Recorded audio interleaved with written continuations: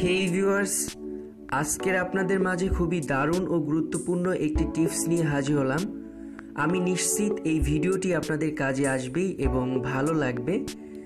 আজকে দেখাবো কিভাবে আপনার অ্যান্ড্রয়েড ফোনে র্যাম বাড়াবেন। হ্যাঁ ভিউয়ার্স, দয়া করে এই ট্রিক্সটি কেউ ভুয়া মনে করবেন না। ট্রিক্সটি যদি ভুয়া হয় তাহলে আজকের কথা দিলাম আর জীবনেও আমি আপনাদেরকে মুখ দেখাবো না, অর্থাৎ চ্যানেল বন্ধ করে দিব। কারণ আপনারা যারা অনেক দিন থেকে আমাদের সাথে আছেন তাই জানেন যে আমরা কখনোই কোনো ধরনের ভুয়া টিপস পোস্ট করি না। আপনাদের মাঝে অনেকেই আছেন যাদের ফোনে র্যাম কম, তাই শান্তিতে ফোন ব্যবহার করতে পারছেন না। এই ট্রিক্সটি তাদের জন্য খুবই জরুরি, তাই পুরো ভিডিওটিতে আমাদের সাথেই থাকুন।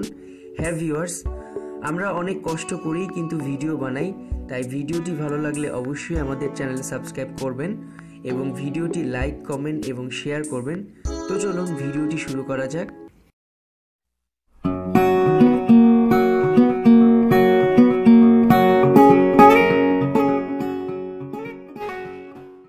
হ্যাঁ ভিউয়ার্স, যে প্রসঙ্গে ছিলাম, যেভাবে অ্যান্ড্রয়েড ফোনের র্যাম এক্সট্যান্ড করবেন, ভিডিওটি কেউ কেটে কেটে দেখবেন না, তাহলে কিছুই বুঝতে পারবেন না। আপনার অ্যান্ড্রয়েড ফোনের র্যাম এক্সট্যান্ড করার জন্য অবশ্যই আপনার অ্যান্ড্রয়েড ফোনটি রুটেড হতে হবে। তো রুট সম্পর্কে অবশ্যই আপনারা বুঝতে পেরেছেন। এরপরে আপনার অ্যান্ড্রয়েড ফোনে এই সপার কনফিগারেশন অ্যাপ্লিকেশনটি ইনস্টল করতে হবে। অ্যাপ্লিকেশনটি ইনস্টল করার পদ্ধতি একদমই সহজ। সরাসরি প্লে স্টোরে চলে যাবেন। প্লে স্টোরে গিয়ে সার্চ বক্সে লিখবেন সপার কনফিগারেশন অ্যাপ। এটা লিখলেই 3 নম্বরে অ্যাপ্লিকেশনটি চলে আসবে, সপার ফর রুট ডোনেট। অ্যাপ্লিকেশনটির ডিটেল যদি একটু দেখাই, দেখুন লেখা আছে create add and manage swap memory file without swap partition আর এসডি, অর্থাৎ আপনি এক্সট্রা র্যাম অ্যাড করতে পারবেন, ম্যানেজ করতে পারবেন, ক্রিয়েট করতে পারবেন, দ্যাটস ইট। তো একটু কথা বলে নেই, অ্যাপ্লিকেশনটি কিন্তু ফ্রি না, একটি পেইড অ্যাপ্লিকেশন। আপনার ইনস্টল করার সময় সরাসরি এটি ইনস্টল করতে পারবেন না, এটা প্রিমিয়াম ভার্সন, সো আপনাকে পেইড করে অ্যাপ্লিকেশনটি ইনস্টল করতে হবে। অ্যাপ্লিকেশনটি সরাসরি ইনস্টল করার পরে ওপেন করার আগে একটি জিনিস আপনাদেরকে অবশ্যই লক্ষ্য রাখতে হবে, সেটি হলো সরাসরি আপনার ফোনে যদি কোনো ওয়াইফাই কানেকশন থাকে সেটা অফ করে দিবেন, ডাটা কানেকশন থাকলে সেটাও অফ করে দিবেন। এরপরে জাস্ট এই সপার কনফিগারেশন অ্যাপ্লিকেশনটি ওপেন করবেন। ওপেন করার পরে অ্যাক্টিভ সপ অন বুট এটা টিক চিহ্ন দিবেন। এরপরে ইমুলেটেড অর্থাৎ /0 ইমুলেটেড করে নিতে হবে। এর জন্য সরাসরি সুইচ ডাইরেক্টরিতে প্রেস করে কোনো ফোল্ডার সিলেক্ট না করে কনফার্মে প্রেস করলেই এটা 0 ইমুলেটেড হয়ে যাবে। দেখুন লেখা আছে স্টোরেজ সিমুলেটেড 0। এরপরে আপনি কতটুকু র্যাম বাড়াতে চান, যদি আপনি 1 জিবি বাড়াইতে চান তাহলে 1024, যদি 2 জিবি বাড়াতে চান তাহলে 2048, আপনারা এইটুকু সম্পর্কে জানেন। এরপরে এই সেভ বাটনে প্রেস করবেন, অটোমেটিকলি আপনার ফোন থেকে অ্যাপ্লিকেশনটি হাইড হয়ে যাবে, অ্যাপ্লিকেশনটি না, পেজটা হাইড হয়ে যাবে।